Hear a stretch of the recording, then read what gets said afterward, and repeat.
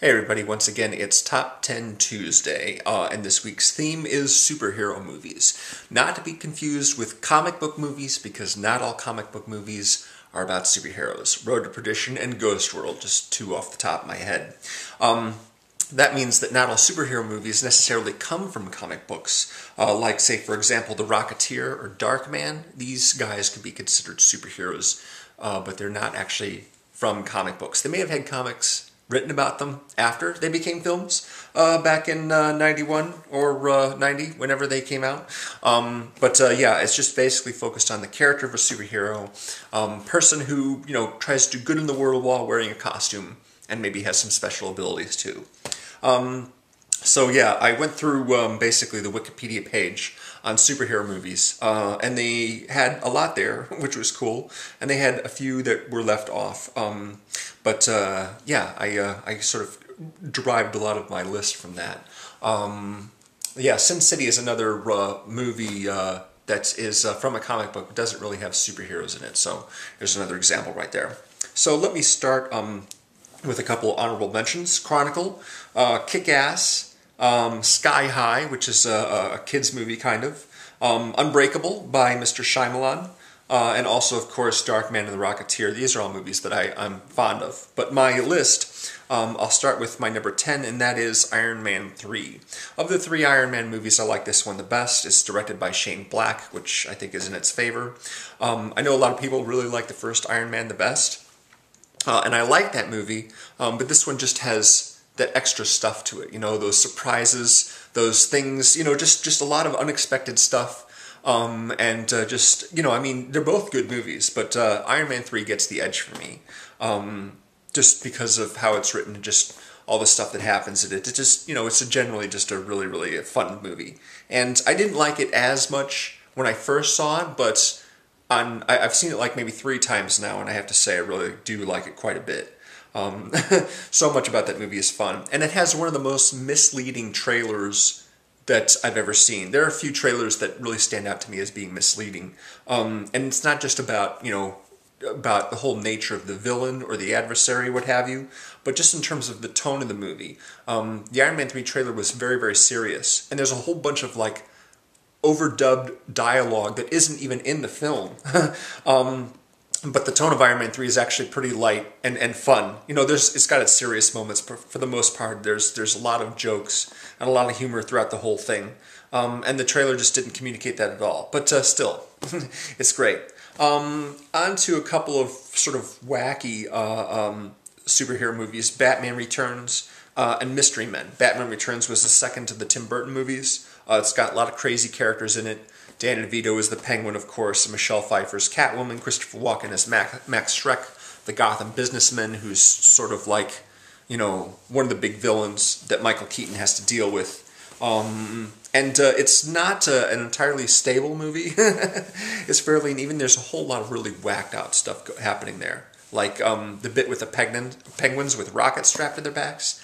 How could that actually work? I don't know. But it's, it's Burton. Everything about Tim Burton is crazy. And that's just probably one of the better examples of it. There's a lot of Tim Burton movies that I don't like. And after seeing Batman Returns, I kind of went, yeah, that was really good, but inside I was just like, what was that all about? But now I appreciate it more just for its looniness. And from 1999, Mystery Men, which is based, of course, on a comic book. But the main character is actually somebody called the Human Carrot, I think, or the Avenging Carrot. Basically a guy with a giant sort of carrot mask. It's this huge headpiece, and they didn't include him in the film, but it has Ben Stiller as Mr. Furious, the Blue Raja, played by Hank Azaria, the Shoveler, played by William H. Macy, the Bowler, played by Janine Garofalo, of course they're trying to take down Jeffrey Rush, Casanova Frankenstein. Yeah, that's right. I was trying to remember what his name is. Really, really fun movie. I like a lot of those actors in it. Paul Rubens, of course, is the Spleen. Wes Studi. It's a really, really fun movie. Yeah, and definitely there's an emphasis on the humor there, over just, special effects and what have you, although there's plenty of that. I wanted to mention the first X-Men. That would be my number 7. Of the X-Men movies, it's definitely my favorite so far, but we've got a new one coming out, so that could surpass it. Really solid movie, great script, Yeah, on a kind of a limited budget too. They only had about 70 million to make the movie, which is small potatoes for a big event movie these days. But it turned out really nicely. I think that small scale helped because X2 for me in the end just sort of got out of control. But X-Men's really good. I really like that movie a lot. For my number 6, I sort of divided this between two movies, Superman 1 and 2, starring Christopher Reeve. To me, they're like Kill Bill Volume 1 and 2, because there's this sort of overall there's this progressing relationship between himself and Lois, especially in the second one, when he learns more about what's going on with him, and he takes her to the Fortress of Solitude and all that scenes there. And plus, of course, you have the setup with the villains at the beginning of Superman 1 that don't actually come into play in Superman 2. So it's like one big long movie divided in half, kind of. Of course, Gene Hackman is Lex Luthor, and the end of that Superman 2, where he does the little trick in the Fortress of Solitude, and then Zod says, "Take my hand, swear eternal loyalty." He grabs his hand and crushes it. You're just like, yeah, that's awesome. And then Margot Kidder turns to Ursa and goes, "You're a pain in the neck." Bam! It's really, really cool. I love the moment. I mean, Christopher Reeve, so great as Superman. No one is going to ever match him, I don't think. I don't know how they did. But when he gets the better of Zod at that last moment right there, he lifts him up high in the air and then just kind of smiles and shakes his head and flings him. It's great. Great. Love those movies. Really, really great. My number 5 favorite superhero movie is The Mask, starring Jim Carrey and Cameron Diaz. Really fun movie, really great script, a lot of good character actors. You got Peter Green, I think, is the villain, and Richard Jeni is in it as well, a stand-up comedian who's Jim Carrey's friend at the bank. Anyway, he gets the mask, of course, and turns into the crazy guy and does all those cartoon thingies. And just a really, really fun movie. Very lighthearted. It's awesome. It's one of my favorite Jim Carrey movies to this day. My number 4, The Avengers, of course, directed by Joss Whedon. Y'all know about that. You know how much I love Joss Whedon, about that whole film. Saw it 3 times in the theater, which I hardly ever do these days. I own the disc. I've seen it maybe a dozen times. It's so much fun. Just love it. My number 3, V for Vendetta. Produced and written by the Wachowskis, based on the graphic novel, of course, by Alan Moore. Yes, almost said Frank Miller. No, it's Alan Moore. And starring Hugo Weaving as V and Natalie Portman, and it's just an incredible adaptation. I've read the book, actually. It's a good book, and they did a great way of just summarizing everything that was really important about the story and about the characters and condensing it in a movie that's around 2 hours long. Really terrific adaptation. Loved the photography, loved the whole look of the thing, and V has some killer speeches in it. I just adore Hugo Weaving. He's such a great actor, and he's great as this character. Not a perfect movie, but still really, really awesome. And let's see now here.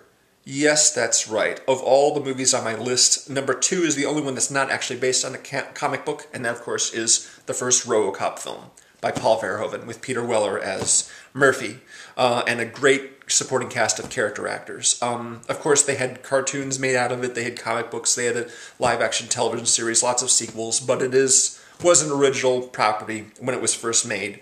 But it's still, Robocop's a superhero. He's just like the Hulk, something bad happens to him, and then he gets, changed, and now he's, fighting bad guys with extra human abilities. He's a superhero. And Robocop is a terrific movie, just terrific.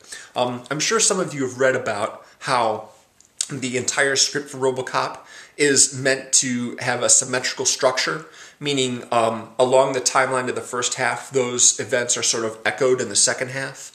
For example, the line, if you, yeah, that's right. There's events basically that correspond with each other on, if you sort of look at it on a big graph, it sort of makes sense. But anyway, it's just, overall, even if it didn't have that, it would still be awesome. It's great.